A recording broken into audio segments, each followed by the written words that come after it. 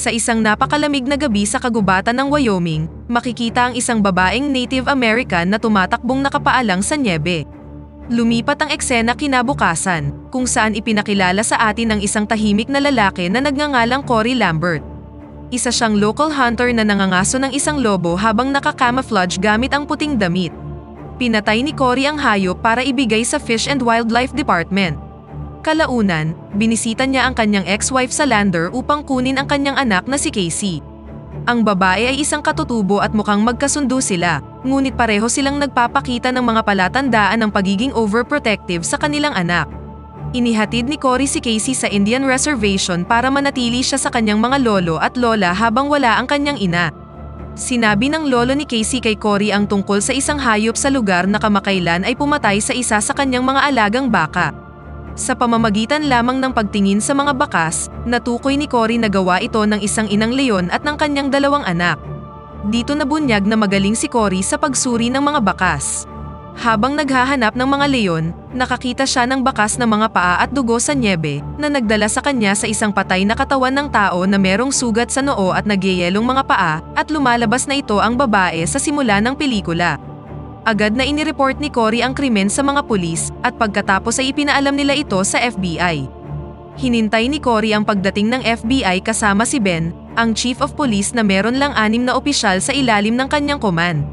Maya-maya, dumating si Agent Jane Banner sa gitna ng snowstorm. Mukhang hindi siya masyadong sanay sa ganito kalamig na lugar at tiyak na mangangailangan siya ng mas marami pang balabal para makasurvive. Dahil dito, binigyan siya ng lola ni Casey ng mga makapal na damit ng kanyang yumaong apo. Dito nabunyag na merong anak na babae si Cory na halos kasing edad lang ng namatay na babae. Pagkatapos, gumamit sila ng mga snowmobile para makarating sa spot kung saan nahanap ang bangkay. Tiniyak sa kanila ni Cory na ang bangkay ay pag-aari ng isang 18 taong gulang na babae na nagngangalang Natalie Hansen. Matapos suriin ang katawan at makita ang dugo sa may underwear, naghinala si Jane na merong nangyaring pangmomolestya. Tinanong niya si Cory tungkol sa pinakamalapit na bahay sa lugar kung saan maaaring nanggaling si Natalie, at tumugon si Cory na merong crack house at oil drilling rig sa malapit. Muli niyang siniyasat ang pagkamatay ni Natalie at mula sa mga bakas ng paa, nakatitiyak siyang merong tinatakasan ang babae. Idinagdag pa niya na ang -20 na hangin sa gabi ang naging sanhi ng pagputok ng kanyang mga baga, dahilan para bumagsak siya sa lupa at umubo ng dugo, ngunit nagpatuloy siya sa pagtakbo hanggang sa huli niyang hininga. Naikonekta ng agent ang lahat ng mga bagay, at matapos mapansin ang skill ni Cory, hiniling niya sa kanya na tumulong sa investigasyon. Nang makabalik sa Lander, pumunta sila sa medical examiner office, kung saan binigyan sila ng medical confirmation mula sa mga pahayag ni Cory.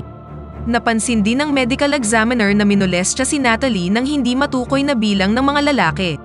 Naramdaman ni Jane na obligasyon niyang lutasin ang krimen, ngunit dahil hindi na classified bilang homicide ang pagkamatay, hindi siya maaaring magdala ng FBI team para imbestigahan ito. Maaari pa nga siyang ipatawag pabalik dahil nasa labas na ito ng jurisdiksyon ng FBI. Kalaunan, sinamahan ni Ben at Cory si Jane sa mga magulang ni Natalie na sina Martin at Annie. Lumalabas na merong kasintahan si Natalie at hindi man lang alam ng kanyang ama ang pangalan ng lalaki. Naiirita si Jane sa hindi pag-asikaso ng ama sa kanyang anak at sinisi niya si Martin dito, dahilan para magalit ang nagdadalamhating magulang. Wala ding kwenta kung kakausapin nila ang kanyang asawa dahil wala na siya sa katinoan at sinasaktan pa ang sarili. Sa kabilang banda, napag-alaman na si Cory ay isa sa mga malapit na kaibigan ni Martin. Sinubukan niyang ibahagi ang kanyang mga karanasan tungkol sa pagkamatay ng kanyang anak upang tulungan siyang malampasan ang traumang pinagdadaanan niya. Nang malamang kasama si Cory sa investigasyon, nagsindi ng sigarilyo si Martin at humingi ng paghihiganti sa kaibigan, kahit na tila pareho lang ang motibo ni Cory.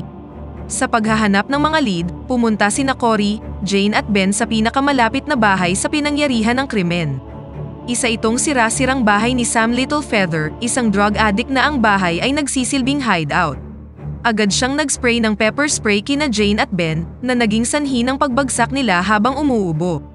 Ang dalawa sa kanyang mga kasamahan ay sinubukang tumakas sa likod na pintuan, ngunit sinalubong sila ng pala ni Cory at bumagsak sa lupa.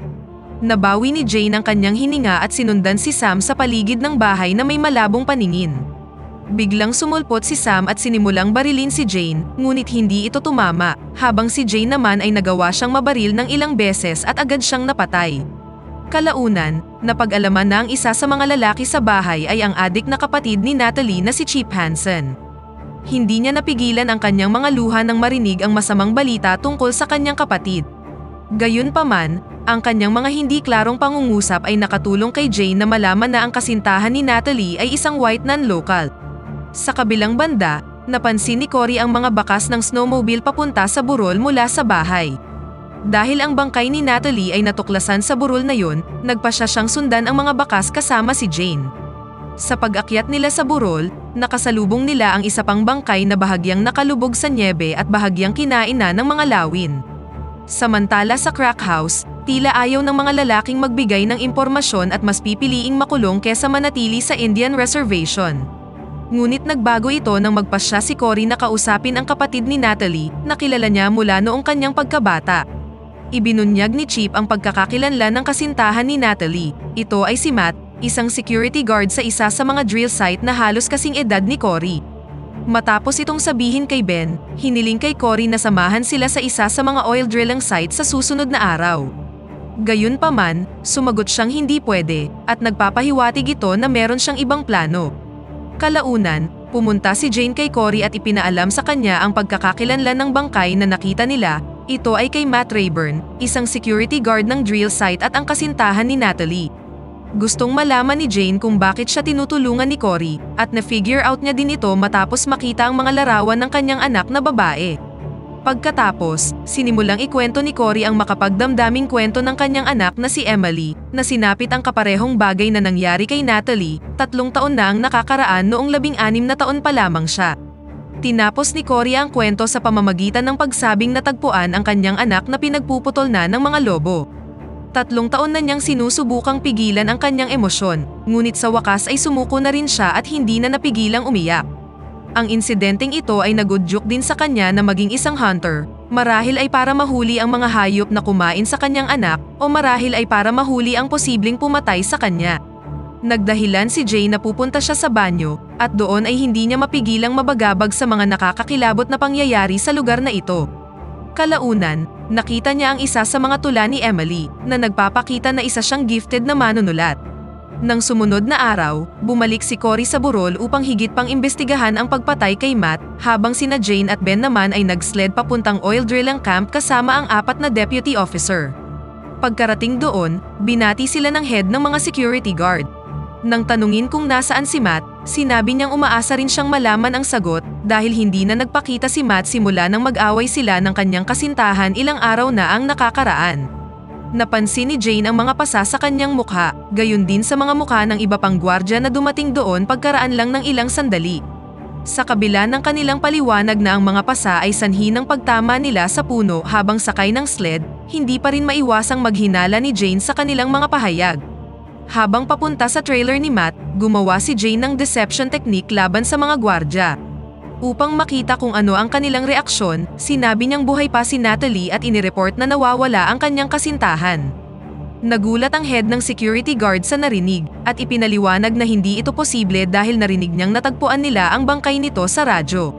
Mas lalong naghinala si Jane at tumugon na ang pagkakakilanlan ng bangkay ay hindi kailanman nabanggit sa radyo. Samantala, napansin ng isa sa mga opisyal na pinapalibutan sila ng mga gwardya.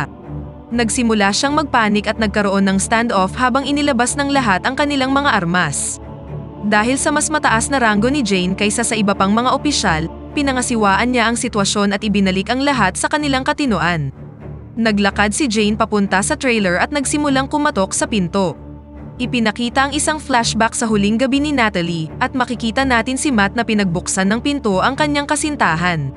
Kasunod ng kanilang yakap at halik, tinalakay nila ang kanilang mga plano para sa future. Habang kinakausap nila ang isa't isa, ang mga lasing na kasamahan ni Matt ay pumunta sa trailer.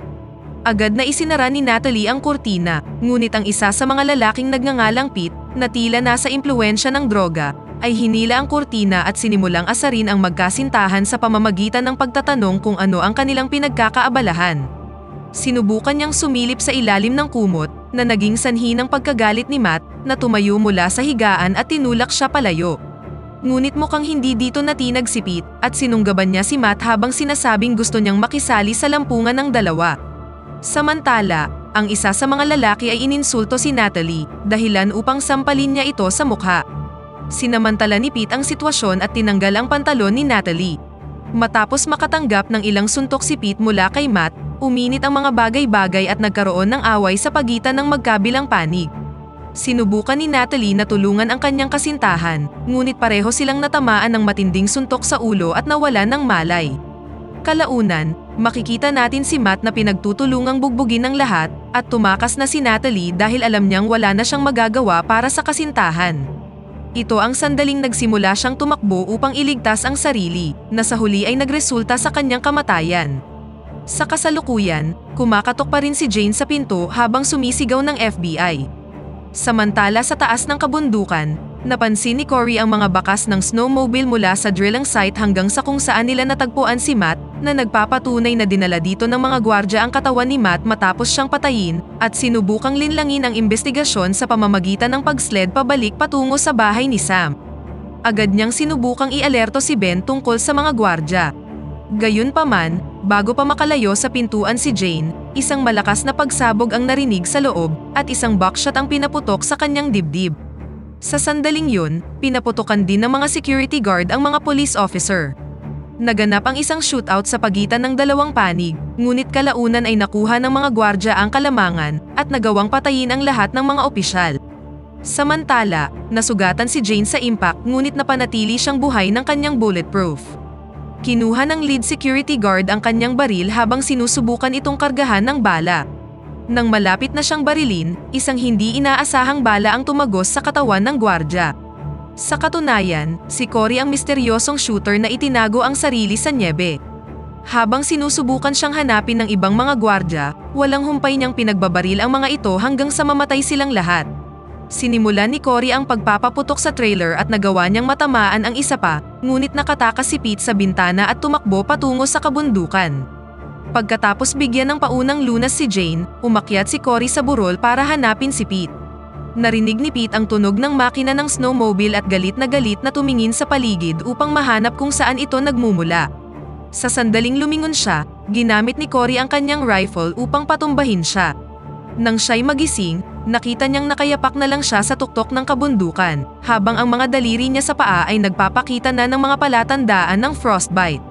Nangako si Cory na bibigyan siya ng pangalawang pagkakataon kung aaminin niya ang kanilang ginawa. Inamin ni Pete ang pagpatay kay Matt at pag-rape kay Natalie, at tinupad naman ni Cory ang kanyang pangako. Pinayagan niyang makalaya si Pete, bago sinabing tumakbo si Natalie ng 6 na milya na nakayapak lang sa nyebe, at hindi siya sigurado kung makakaabot siya ng 600 feet. Nagsimulang tumakbo si Pete pagkatapos siyang utusan ni Cory, ngunit umabot lang siya ng ilang hakbang bago pinasabog ng napakalamig na hangin ang kanyang baga, tulad ng nangyari kay Natalie. Bumagsak siya sa lupa habang nahihirapang huminga at namatay siya on the spot. Sa sumunod na eksena, makikita si Cory nakausap si Jane sa ospital. Pakiramdam ng FBI agent ay maswerte siyang nakaligtas, ngunit naniniwala si Cory na walang lugar ang swerte sa Wyoming Reserve. Sa kanyang palagay, mabubuhay ka dito kung meron kang tapang at lakas o sumuko ka na lang dahil wala ka nito.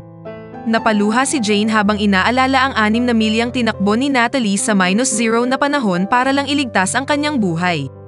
Pagkatapos nito, binisita ni Cory si Martin at nakita siyang nakaupo kasama ang kanyang bagong imbentong mukha ng kamatayan na nagpapahiwatig na malapit na siyang magpakamatay. Para gumaan ang kanyang pakiramdam, inilarawan ni Cory kung paano napatay ang bawat lalaking responsable sa pagkamatay ni Natalie, partikular na ang lalaking nang molestya sa kanya na namatay habang nahihirapang huminga. Nagsimulang maging emosyonal si Martin, kaya't hiniling niya sa kaibigan na manatili pa ng ilang sandali at samahan siya sa kanyang pagdadalamhati, at dito na nagtatapos ang pelikula. Pakipindot naman ang like button kung nagustuhan mo ang pelikula, at kung hindi naman, pindutin mo ng 2 beses ang dislike button para lang makasiguro